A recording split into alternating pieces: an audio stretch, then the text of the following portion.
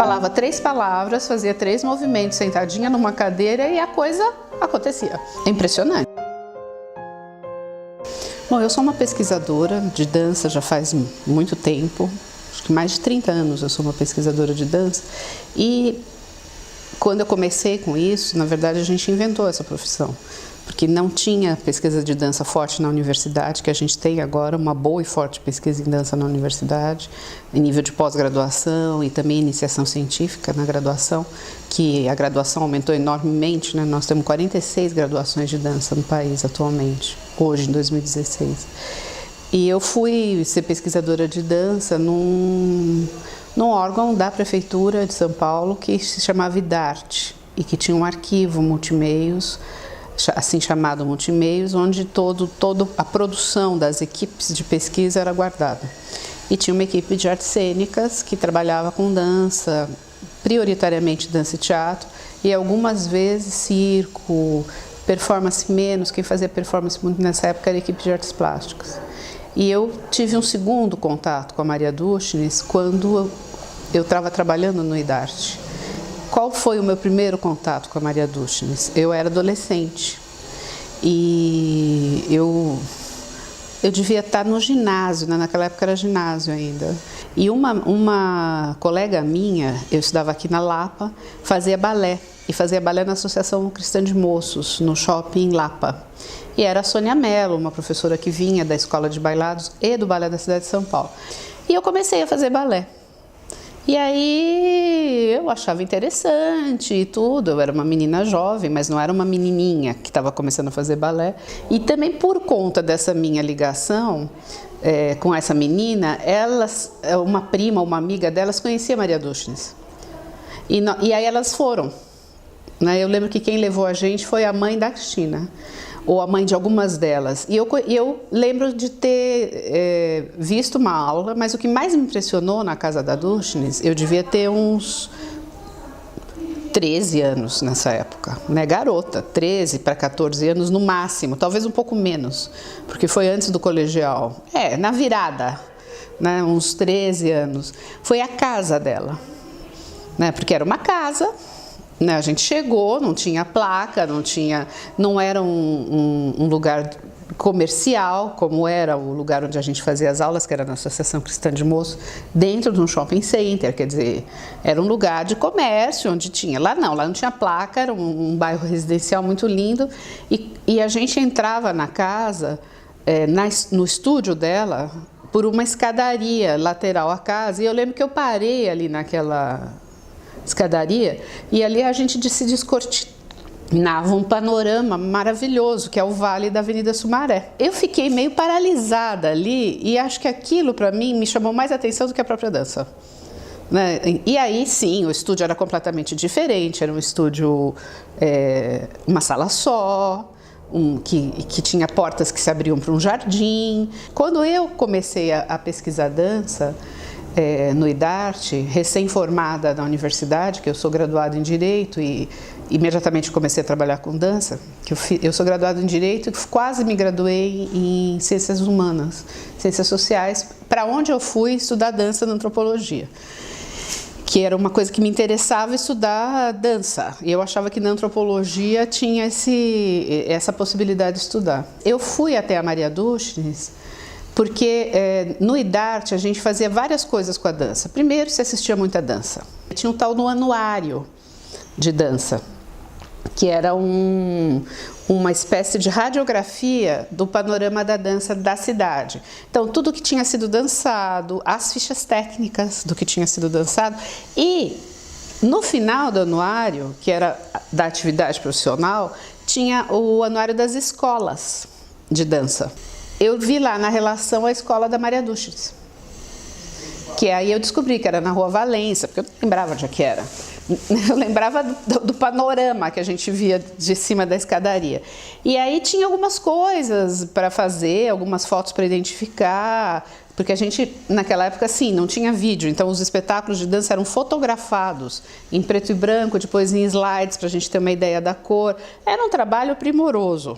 Eu falei, não, então essa é aquela professora de dança moderna que eu conhecia mais de 10 anos atrás. Nessa altura eu fazia 15 15 anos que eu tinha estado, sei lá. Não me lembro direito das datas, eu sou ruim com datas, na verdade. E aí eu fui novamente até a escola dela, já na condição de pesquisadora. E ela virou para mim e falou, mas você não quer fazer dança? Eu olhei para ela e falei assim, mas como assim? Não, mas você vem, porque eu... Aí ela falou assim, mas eu falei, mas como assim? Aonde que eu me encaixaria aqui? Você vem com uma roupa e você dança e eu vejo onde você se encaixa, porque... Ela fazia esses testes, né? Ela enfiava a gente, pelo menos comigo foi assim, em algum grupo e via se combinava, mas ela já tinha em mente um grupo para mim.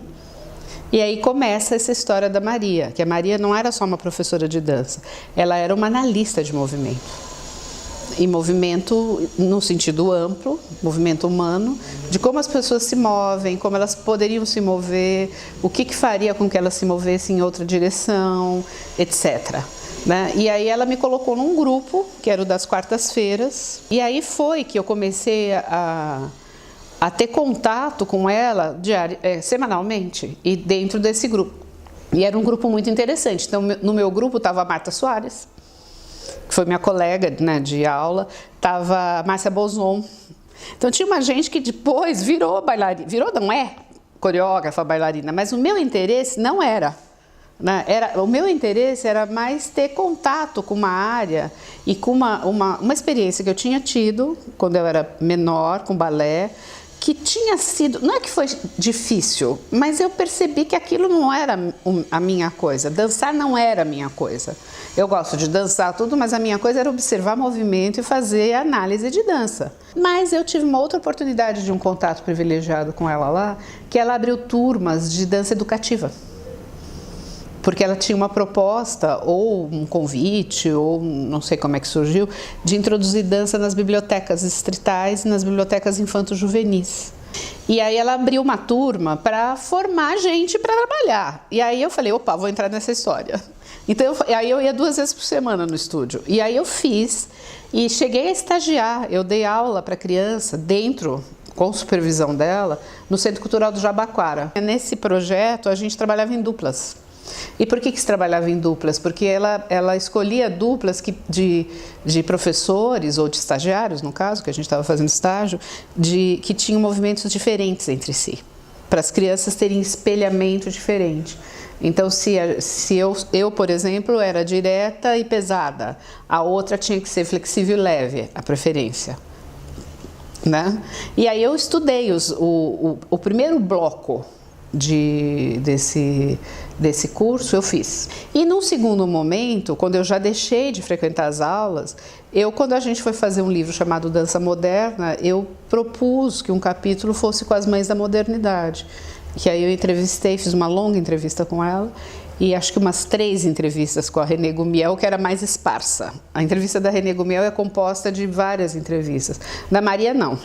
E aí foi um outro momento meu com a Maria, porque eu entrei na sala da casa dela para entrevistá-la e tive acesso a materiais de trabalho dela. Não era mais aluna, eu era uma pesquisadora.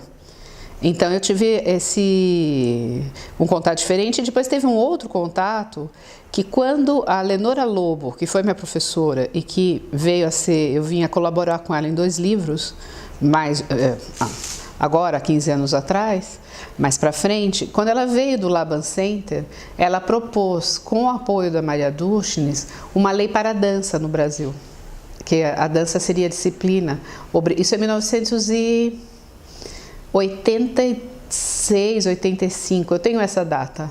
E o pai da Lenora era senador e ele fez um projeto de lei. E a Maria Dushnis estava com a Lenora nisso. E, como a gente sabe, até hoje isso não foi aprovado. Maria era uma pessoa que a aula dela não era explicativa, era autoexplicativa, de certa maneira. E tinha essa enorme qualidade de pôr as pessoas para dançar, né?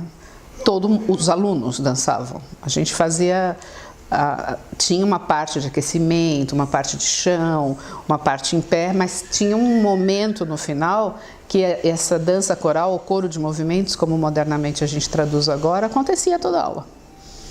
E isso vinha sendo preparado desde o momento em que elas pensavam naquele grupo.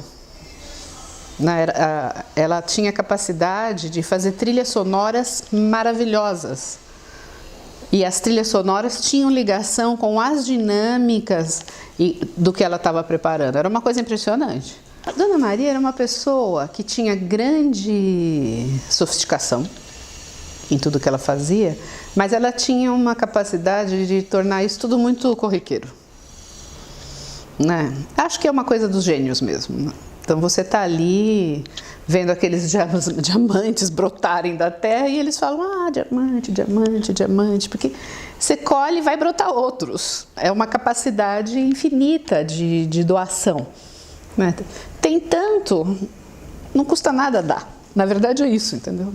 Então, não, mas tem tanto a contribuir, então vamos lá, entendeu? Então é uma coisa meio, é uma fonte, né? E isso, ela trabalhava com isso como se fosse a coisa mais natural do mundo. E é assim que tem que ser, é assim que tem que ser, não, enfim. É assim que muitas vezes acontece, né? Que você só se dá conta dos diamantes brotando da terra, daquela fonte cristalina, quando aquilo te toca ou quando você lembra desses momentos. Então, para mim, ela era uma pessoa até tímida, né? Recolhida. Ela tinha tido... ela era uma bailarina de origem, né? Ela mesmo diz, nessa entrevista que eu fiz com ela, que o que ela queria era dançar. E ela só dançava. E ela, inclusive, ela disse que ela se casou só porque o marido dela viu ela dançando, porque ela nem conversava com os meninos. Então, sabe? E aí ela foi tolhida nesse desejo, nesse impulso, nessa energia, né? Pela paralisia infantil. Então foi eu imagino que isso deva ter sido muito doloroso, em todos os sentidos. Tanto de conhecimento corporal e de dança que ela tinha, como ajudou ela a sair da imobilidade, né? E andar sem bengala, apesar de ter, né, músculos e tendões e tudo lesionado, seriamente. Então ela descia, subia a escada, ela às vezes descia sentada a escada interna, quando ela tinha dor, que tinha uma escada interna na casa dela que ligava com o estúdio dela. E uma vez ela me falou assim, o que me salvou foi a rede de balançar. Né? Então, eu sempre digo que quem tem algum trauma, que tem que se balançar, que é uma coisa que é terapêutica. E depois vários fisioterapeutas de ponta trabalham com rede. Né? Não só no Brasil, em vários lugares do mundo, que é a coisa do balanço, do ritmo, da suspensão de peso, sem nenhum tipo de apoio fixo e rígido embaixo. Então ela disse que fazia coisas malucas, que isso ela fala na entrevista, ficar pulando nos colchões. Quer dizer, ela foi se curando. E aí ela se dedicou a ensinar. E essa coisa pulsante da dança que devia habitar ela, que era ela na verdade, foi passado, né, para ela. Ela começou a trabalhar isso nas sucessivas turmas de alunos. Primeiro crianças, quando ela começou a dar aula nas escolas mesmo, no Mackenzie, entre outros. Depois os jovens, depois os bailarinos, depois os amadores, depois os educadores, os terapeutas. Todo mundo que... o espectro é bastante grande, né, de perfis, pesquisadores como eu. Eu não era uma pesquisadora de dança dançada. Aquilo me interessava pessoalmente, mas também me interessava como pesquisadora. Era uma pesquisadora top de linha com uma jovem pesquisadora trabalhando. Era assim que eu encarava isso. E assim que eu encarei também, uma das últimas saídas dela para fazer para estar em público foi quando eu a convidei. Eu fiz um projeto no Sesc Pinheiros que chamava São Paulo Dança Moderna. E isso foi, não sei, foi a última vez que eu a vi, na verdade. Que eu convidei e as alunas dela mais próximas, porque eu nunca fui do primeiro círculo, nem do segundo. Eu era uma pessoa, de certa maneira, que atravessava os círculos quando era necessário, né? A partir do meu trabalho de pesquisadora. E aí as pessoas de um círculo mais próximos dela falavam, não, ela não virá. Eu falei, mas ela me disse que vinha. E a Maria veio. E deu aula, porque tinha uma masterclass, tinha esse diálogo que era entre um acadêmico e uma grande personalidade. E eu lembro que foi muito gozado, porque era no Sesc Pinheiros, antes do Sesc Pinheiros existir, era uma casinha na Rebouças que eles ocuparam para começar, né, a trabalhar. E ela veio, ela chegou, não sei quem trouxe, porque eu falei, bom, agora o primeiro círculo que se vire, entendeu? Para arrumar o neto, o filho, não sei. Mas ela estava muito ruinzinha das pernas. E aí eu falei assim, ué, mas tem tanto bailarino aqui, vai um lá e traz ela no colo. E ela ficou super contente. Porque ela falou, nossa, cheguei carregada por um bailarino. Foi muito interessante isso. Aí eu percebi, eu falei, ela é uma bailarina, né?